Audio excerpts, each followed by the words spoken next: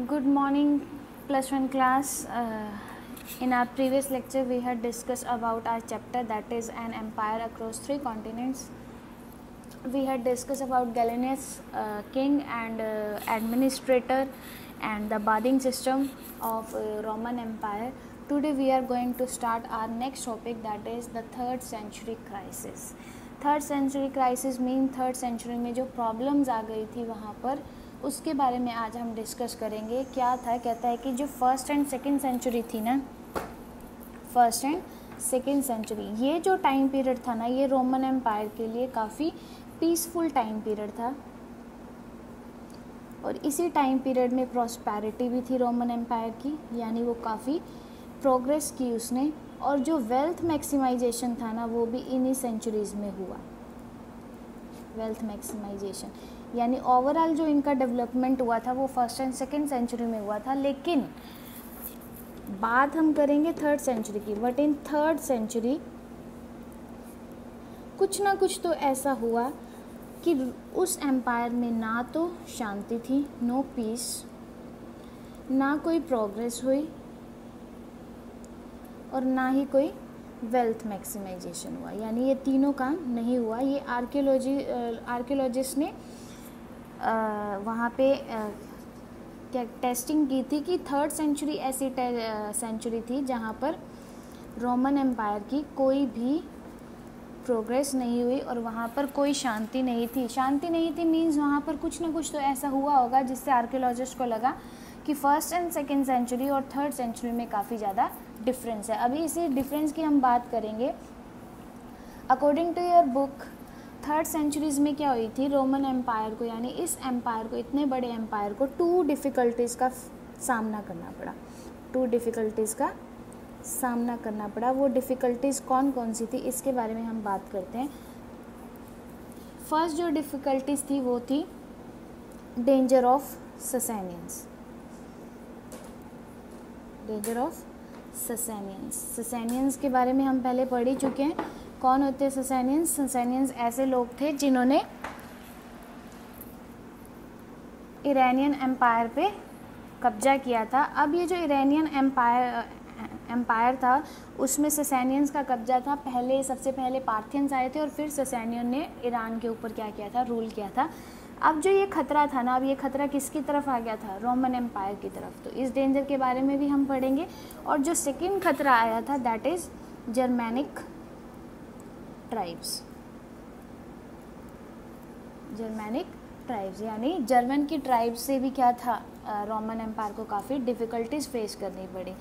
इसी time period में due to ससैनियंस ने क्या किया था, अपनी रूलिंग यहाँ पर शुरू कर दी थी. तो जो इसका एक्सपेंशन था ना, वो क्या हो गया था, फिनिश हो गया था. आपको पता ही है कि रोमन एम्पायर ने एक्सपेंशन किया था. हमने लास्ट टॉपिक में भी डिस्कस किया था कि उसने 2 मेथड यूज़ किए थे. One is swallowed up and second is absorbing up. तो ये मेथड हम यूज़ करके उसने काफ़ी बड़ा एम्पायर बनाया था. लेकिन अब जो था ना, इस टाइम पीरियड में जब ससैनियंस का खतरा आ गया था रोमन एम्पायर के ऊपर, तो वहाँ पे एक्सपेंशन क्या हो गया था, बिल्कुल बंद हो गया था. और जैसे रोमन एम्पायर ने दूसरे जगह को क्या किया था, स्वेलो अप किया था. अब ये जो ससैनियंस थे, ये रोमन एम्पायर को क्या कर रहे थे, हड़प रहे थे. क्या कर रहे थे, हड़प रहे थे. यानी रोमन एम्पायर अब किसके अंडर आता जा रहा था, ससैनियंस के अंडर आता जा रहा था. अब ये ससैनियंस की बात करेंगे कि ये ससैनियंस थे कौन. कहते हैं कि ईरान के अंदर, ईरान के अंदर 225 BCE का जब टाइम पीरियड था ना, 225 BCE का जब टाइम पीरियड था, तब ये जो ससैनियंस थे ना वहाँ पर एमर्ज्ड हुए. ये जो ट्राइब थी वहाँ पर एमर्ज हुई, वहाँ पर सामने आई. और इसी टाइम पीरियड के दौरान ही इन्होंने ईरान पे क्या किया था, रूल करना शुरू कर दिया था. इससे पहले जो ईरान पे रूलिंग पावर थी वो किसकी थी, पार्थियंस की, जिसके बारे में हम पहले लेक्चर में पढ़ चुके हैं. तो 225 BCE में ईरान में ससैनियंस एमर्ज्ड हुए. और इन्हें एक्सपेंड होने में सिर्फ और सिर्फ 15 ईयर्स लगे. कितने साल लगे, सिर्फ 15 साल लगे. और 230s की जो टाइम पीरियड थी, 230 BC का जो टाइम पीरियड था, उस टाइम पीरियड में इन्होंने किसको डिफ़िकल्टीज़ में ला के खड़ा कर दिया? रोमन एम्पायर को। किसको? रोमन एम्पायर को। तो ससानियन का केस आपको समझ आ गया होगा। एक बार फिर से मैं बता देती हूँ। कहते हैं कि 3rd सेंचुरी में कुछ क्राइसिस हो गई थी रोमन एम्पायर के लिए। जो 1st और 2nd सेंचुरी थी ना, वो काफ़ी पीसफुल, प्रोस्पेरिटी और वेल्थ मैक्सिमाइज्ड सेंचुरीज रही थी रोमन एम्पायर के लिए। लेकिन 3rd सेंचुरी में आर्कियोलॉजिस्ट को काफ़ी डिफरेंस महसूस हुआ। वो डिफरेंस क्या था कि उस टाइम पे ना तो कोई शांति थी, ना कोई प्रोग्रेस हो रही थी, ना कोई एक्सपेंशन हो रहा था, ना ही कोई वेल्थ मैक्सिमाइजेशन हो रहा था। तो 2 बातें सामने आई। वो 2 बातें क्या थी? वो 2 खतरे थे जो रोमन एम्पायर के लिए बन गए थे। वो एक खतरा था ससानियन का। अब ये ससानियन कौन थे? आपको मैंने पिछले लेक्चर में बताया था। ये ससानियन ऐसे लोग थे जिन्होंने ईरान पर रूल करते थे पार्थियंस के बाद। और ये जो ससानियंस थे ईरान में 225 BCE में एमर्ज हुए थे और 15 साल में ही इन्होंने अपना बहुत ज़्यादा एक्सपेंशन कर लिया था। और 230s की जो BCE टाइम पीरियड था, उस टाइम पीरियड में इन्होंने रोमन एम्पायर पर रूलिंग करनी शुरू कर दी थी, कब्जा करना, स्वेलोड अप करना शुरू कर दिया था। तो इस टाइम पे ना तो रोमन एम्पायर का कोई एक्सपेंशन हो रहा था, और जबकि जो उनके पास पार्ट था, जितना भी उनका एम्पायर था, उस एम्पायर को वो धीरे धीरे क्या कर रहे थे? ससानियंस जो थे वो स्वेलोड अप कर रहे थे। इतना टॉपिक अब हम पढ़ चुके हैं। आई होप आपको इतना समझ आ गया होगा। तो ससानियंस जो थे ना, उसने अपना जो एम्पायर था ना, उसको एक्सपेंड करना क्या कर दिया था? शुरू कर दिया था। Started expansion in Roman empire. लेकिन वो किस तरफ कर दिया था? Towards the region of Euphrates river. इस रिवर के बारे में हम काफ़ी ज़्यादा पढ़ चुके हैं, तो आई होप अब आप इस रिवर के साथ फैमिलियर हो गए होंगे। तो जो ससानियंस एम्पायर था ना, उसने क्या कर दिया था? अपना एक्सपेंशन शुरू कर दिया था रोमन एम्पायर में। और जो ये एक्सपेंशन हो रहा था वो किसकी तरफ हो रहा था? यूफ्रेटिस रिवर की तरफ होता जा रहा था, उस डायरेक्शन में होता जा रहा था। तो ईरानियन का एक रूलर हुआ करता था, ईरानियन का एक रूलर हुआ करता था शाहपुर 1, या फर्स्ट भी कह सकते हैं, शाहपुर 1। ये एक ईरानियन रूलर था। इसने क्या कहा था? इसने एक क्लेम किया था। वो क्लेम क्या था कि इसने ये कहा कि इसने 60,000 आर्मी जो है वो ऑफ रोमन एम्पायर की 60,000 आर्मी जो है उनको क्या कर दिया? किल कर दिया। क्या कर दिया? किल कर दिया। और उसने ये भी कहा कि उन्होंने किस पे कब्जा कर लिया है? एंटियोक पे। एंटियोक वहाँ की एक सिटी थी। हमने 3 सिटीज़ के बारे में बात की थी जो रोमन एम्पायर की सबसे 3 मेजर सिटीज़ थी, यानी डेवलप्ड सिटीज़ थी। उनमें से एक थी कार्थेज, एक थी Antioch, and 3rd one is Alexandria. तो इन 3 सिटीज़ के बारे में पढ़ा था। ये बिगेस्ट सिटीज़ मानी जाती थी या बिगेस्ट एरिया माने जाते थे। तो उन्होंने जो, यानी ईरानियन का जो किंग था शाहपुर 1, उसने ये क्लेम किया कि हमने आपकी 60,000 आर्मी जो है वो ख़त्म कर दी है, और साथ ही साथ हमने एंटियोक पे क्या कर लिया है? अपना कब्जा कर लिया है। ठीक है जी, इतना पोर्शन आपको समझ आ गया होगा। सो इस वजह से क्या हुआ? जो रोमन एम्पायर था ना, उसे क्या करना पड़ा? अपने रोम का, यानी रोम जो जगह थी उसका बहुत बड़ा हिस्सा जो था उनको वहाँ से छोड़ना पड़ा, लेफ्ट करना पड़ा। तो हम क्या लिखेंगे? ड्यू टू ससानियंस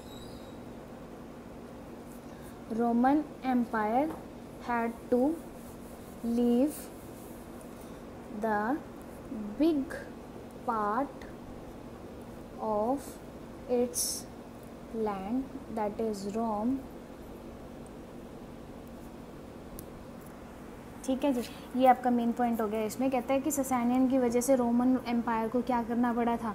अपने रोम का काफ़ी बड़ा हिस्सा जो था वो छोड़ना पड़ा था। और वो जो हिस्सा था वो किसके अंडर आ गया था? वो हिस्सा आ गया था ससानियंस के अंदर। तो ये फर्स्ट क्राइसिस थी जो 3rd सेंचुरी में एक रोमन एम्पायर को फेस करनी पड़ी। वो क्राइसिस किसकी वजह से हुई थी?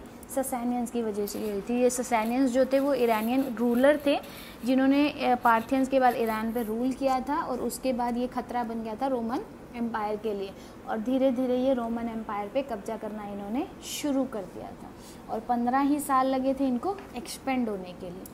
अब जो है हम उनकी सेकंड प्रॉब्लम के बारे में डिस्कस करेंगे, सेकंड खतरे के बारे में डिस्कस करेंगे, जो था जर्मनिक ट्राइब।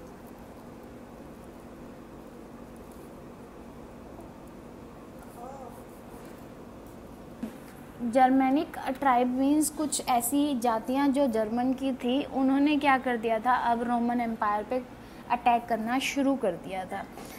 कहता है कि ये जो जर्मनिक ट्राइब थी ना, उस ट्राइब में कौन कौन से लोग आ रहे थे, कौन कौन सी क्लास आ रही थी। First is Alemannia, second is Franks, and third one is Goths. ये 3 ट्राइब जो थी वो जर्मनिक ट्राइब थी। इन्होंने क्या करा था, अब रोमन एम्पायर पे अटैक करना शुरू कर दिया था, और ये जो थे ना, इन्होंने मूव करना शुरू कर दिया था, move towards the area of Rhine and Danube river. Danube और राइन रिवर के पास का जो एरिया था, इलाका था, उस पर उन्होंने कब्जा करना शुरू कर दिया था। इन्होंने जो टाइम पीरियड चूज़ किया, यानी जो खतरा ये बने थे रोमन एम्पायर के लिए, वो टाइम पीरियड था 233 टू 280 BC का टाइम पीरियड था। इस टाइम पीरियड में ये क्या बन गए थे, रोमन एम्पायर के लिए खतरा बन गए थे, और इसी टाइम पीरियड में इन्होंने अटैक किया था, और वो जो अटैक था वो रिपीटेडली था, यानी repeatedly again and again basis पे था, यानी उन्होंने बार बार क्या किया था, रोमन एम्पायर पे अटैक किया था। और ये जो रेन और डैन्यूब रिवर के पास का जो रीजन था ना, वो बिलोंग तो करता था रोमन एम्पायर से, लेकिन वो नियर बाय था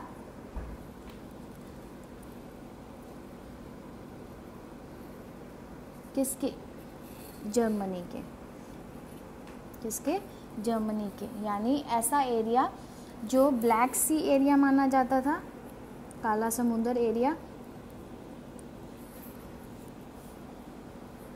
और near by two Alps, Alps के नियर बाय था, एल्प्स एक जगह का नाम है, एंड साउदर्न जर्मनी, इन जगह के पास का एरिया जो था, यानी जर्मनी से लगता हुआ जो एरिया था रोमन एम्पायर का, जो ब्लैक सी एरिया था, एल्प्स और साउदर्न जर्मनी के पास का एरिया था, उस पे इन जर्मैनिक ट्राइब ने क्या करना शुरू कर दिया था, कब्जा करना शुरू कर दिया था। और जिस टाइम पीरियड पे उन्होंने कब्जा किया था, वो टाइम पीरियड था 233 टू 280, और जो इन्होंने अटैक किया था वो किस बेसिस पे किया था, रिपीटेडली अटैक किया था, यानी अगेन बार बार अटैक किया था। इस बेसिस पे क्या हो गए थे, रोमन एम्पायर जो था वो काफ़ी वीक होता गया।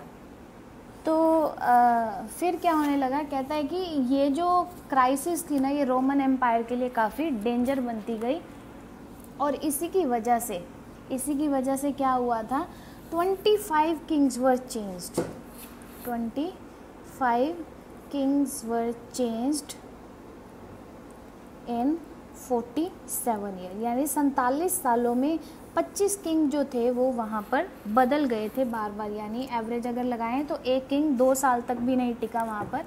तो ऐसी क्राइसिस वहाँ पर होने लगी। अब देखो, बार बार अगर किसी की एडमिनिस्ट्रेशन पावर जो है वो चेंज होती जाएगी, तो वो जगह कभी भी प्रोग्रेस नहीं कर पाएगी।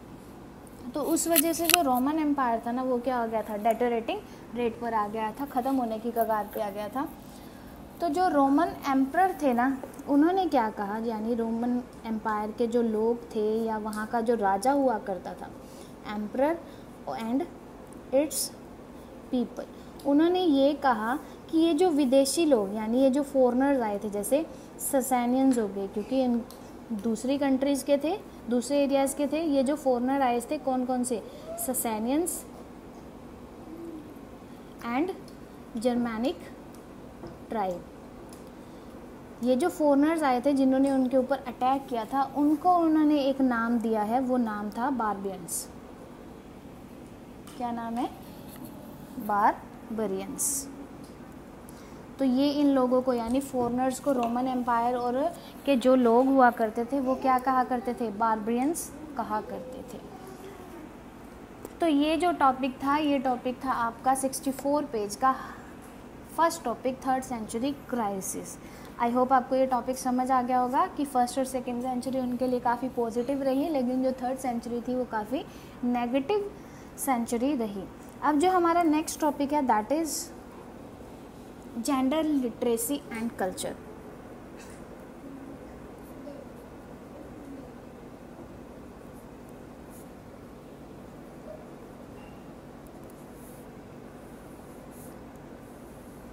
सबसे पहले हम बात करेंगे जेंडर की।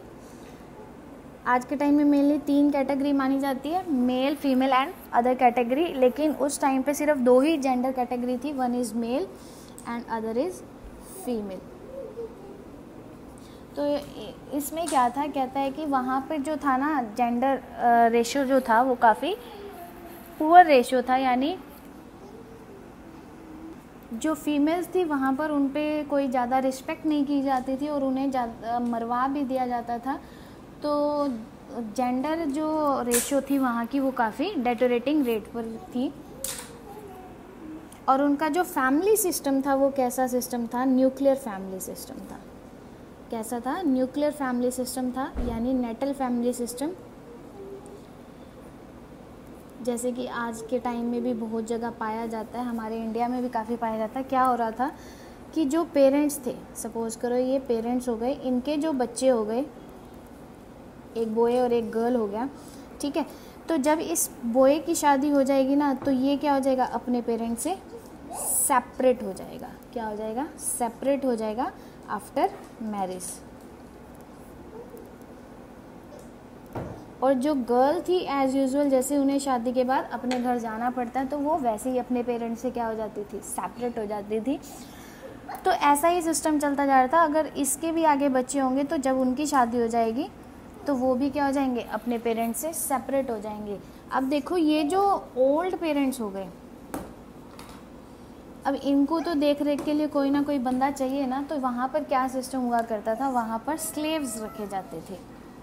क्या रखे जाते थे, स्लेव्स रखे जाते थे माँ बाप की सेवा करने के लिए। और ये जो स्लेव्स थे ना, फिर वो उस फैमिली के क्या बन जाते थे, मेंबर बन जाते थे। क्या बन जाते थे, मेंबर बन जाते थे। ये सिस्टम क्या चल रहा था, उस एम्पायर में चल रहा था कि जो फैमिली सिस्टम हुआ करता था वो न्यूक्लियर या नेटल सिस्टम हुआ करता था। और जो लड़का होता था वो शादी के बाद अपने पेरेंट्स से अलग हो जाता था, और जो लड़की थी उसको तो वैसे ही आज भी क्या होता है, अपने पेरेंट्स से अलग होना ही पड़ता है। और जो ओल्ड पेरेंट्स हुआ करते थे उनकी टेक केयर कौन करते थे, फिर स्लेव्स करते थे। और ये जो स्लेव्स थे ना वो क्या बन जाते थे, उस फैमिली के मेंबर बन जाते थे। और वहाँ पे जो मैरिज एज हुआ करती थी बॉयज़ के लिए, वो एज हुआ करती थी 28 to 32 का टाइम पीरियड। और गर्ल्स के लिए क्या होती थी, कहते कि जो उनके मैरिज प्रपोजल होते थे ना वो 16 to 18 ईयर्स में स्टार्ट हो जाते थे। यानी उनकी फैमिली भी जो होगी, जो वो उनके लिए क्या ग्रूम वगैरह ढूंढने लग जाते थे। लेकिन जो उनकी मैरिज थी ना वो 22 to 23 ईयर्स में क्या कर देते थे, डन कर देते थे। तो ये जो था वहाँ का मैरिज एज था कि जो मैन या बॉय होगा वो 28 और 32 ईयर्स के बीच में शादी करेगा। और जो गर्ल्स थे, हो रही थी, एवरेज लगाई गई, आर्कियोलॉजिस्ट ने पता लगाया। और जो लड़कियां थे उनके मैरिज प्रपोजल 16 to 18 ईयर्स में स्टार्ट हो जाते थे और 20 to 23 ईयर तक उनकी मैरिज डन कर दी जाती थी। तो ये मैरिज सिस्टम चल रहा था। फिर क्या हुआ था, कहता है कि डॉटर्स का जो राइट हुआ करता था ना,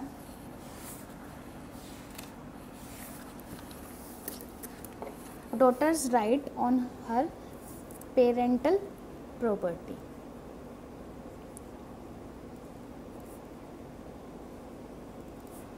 ऑन हर पेरेंटल प्रॉपर्टी। तो डॉटर्स का जो राइट हुआ करता था अपनी पेरेंटल प्रॉपर्टी पे, वो इक्वल हुआ करता था एज सन्स राइट, बेटे के राइट के अकॉर्डिंग। लेकिन क्या होता था कि अगर इस बेटी की क्या हो गई, मैरिज हो गई, तो ये वाइफ हो जाएगी एंड ये हस्बैंड हो जाएगा। तो इस हस्बैंड का जो राइट होगा ना इसकी वाइफ की प्रॉपर्टी पे, बिल्कुल भी नहीं होगा, नो राइट होगा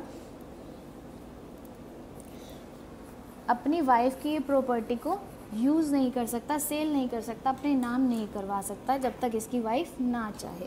तो यहाँ पर जो हस्बैंड वाइफ की प्रॉपर्टीज़ होती थी, पेरेंटल प्रॉपर्टीज़, वो उनकी सेपरेट प्रॉपर्टीज़ रहती थी।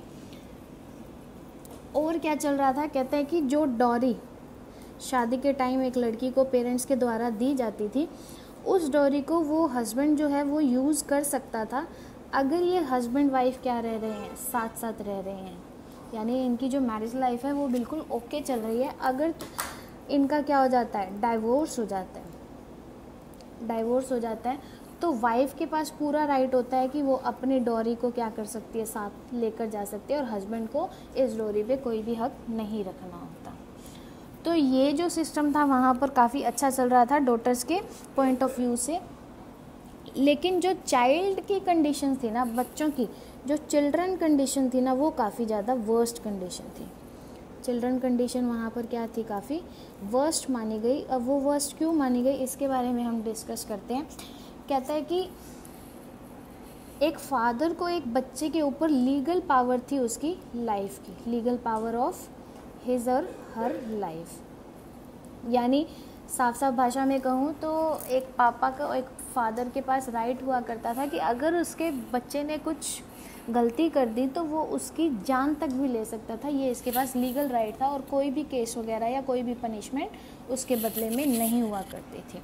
और कोई अगर अनवांटेड चाइल्ड है तो उसके लिए भी अगर वो death to expose to death कर रहे हैं तो वो भी क्या था, लीगल प्रोसीडिंग थी। अनवांटेड चाइल्ड को भी अगर वो एक्सपोज टू डेथ कर रहे हैं तो वो भी क्या था, लीगल था। यानी ये दो वर्स्ट कंडीशन थी चिल्ड्रन के लिए। एक तो क्या है कि अगर किसी ने भी गलती कर दी तो पेरेंट्स के पास पूरा हक था कि वो अपने बच्चे को जान से भी मार सकते हैं। लेकिन दूसरी बात ये थी कि कोई अनवांटेड चाइल्ड है तो उसको भी जान से मार सकते हैं। ये दोनों के दोनों काम जो थे वो क्या थे, लीगल माने गए थे। तो ये उनकी सोसाइटी की थोड़ी सी कंडीशन चल रही थी। एक केस और था, कहता है कि जो वहाँ की वीमेन थी वो टोटली की टोटली डोमिनेटेड थी। यानी उन पे जो राज किया जा रहा था वो उनके मैन द्वारा किया जा रहा था। एक किस्सा बताया गया आपकी बुक में, एक ग्रेट कैथोलिक बाइशप हुआ करते थे, अगस्टाइन नाम के। उन्होंने ये बताया कि उसकी जो मदर थी ना, उसको टॉर्चर किया जाता था, बीटिंग की जाती थी। किसके द्वारा, उसके फादर के द्वारा, और उसके खिलाफ़ कोई भी कंप्लेंट नहीं की जा सकती थी। तो ऐसी वर्स्ट कंडीशन वहाँ पर वीमेंस की थी और साथ साथ चिल्ड्रन की भी थी। तो जो मेल थे वो काफ़ी डोमिनेंट माने गए इस टाइम पीरियड में। तो हमने जो टॉपिक डिस्कस किया वो जेंडर के बारे में डिस्कस किया। क्या टॉपिक था कि वहाँ की जो फैमिली सिस्टम था वो न्यूक्लियर फैमिली सिस्टम था। बच्चे अपने माँ बाप से सेपरेट हो जाते थे आफ्टर मैरिज, और प्रॉपर्टी पे दोनों बच्चों का, यानी मेल और फीमेल, सन और डॉटर का, दोनों का राइट हुआ करता था। और जो डॉटर थी उसकी शादी के बाद अगर उसके पास कोई पेरेंटल प्रॉपर्टी थी तो वो उसी की प्रॉपर्टी रहेगी, उसमें उसके हस्बैंड का कोई हक नहीं हुआ था। और डॉरी सिस्टम में भी क्या था, वाइफ का पूरा हक हुआ करता था उसकी डॉरी पे, लेकिन हस्बैंड भी उसकी डॉरी पे क्या कर सकता था, हक रख सकता था अगर वो मैरिज सिस्टम उनका बिल्कुल ओके चल रहा है। अगर उनका डाइवोर्स हो जाता है बाई चांस तो वाइफ को पूरा राइट था कि वो अपना सारा का सारा डोरी लेके जा सकती है। बच्चों की कंडीशन वहाँ काफ़ी वर्स्ट चल रही थी और वीमेन भी क्या थी, काफ़ी डोमिनेटेड थी बाय देयर हस्बैंड्स। तो ये जेंडर का टॉपिक था। आई होप आज के लिए इतना टॉपिक सफिशेंट होगा। प्लीज़ अपने नोट्स जो हैं वो साथ साथ बना लें और इस टॉपिक को स्किप ना करें। एंड अपनी एनसीईआरटी बुक से 64 पेज नंबर आप रीड कर लेना, आपको समझ आ जाएगा मेरा पढ़ाया हुआ, और बुक भी समझ आने लग जाएगी। If you understood your topic, please don't forget to prayer.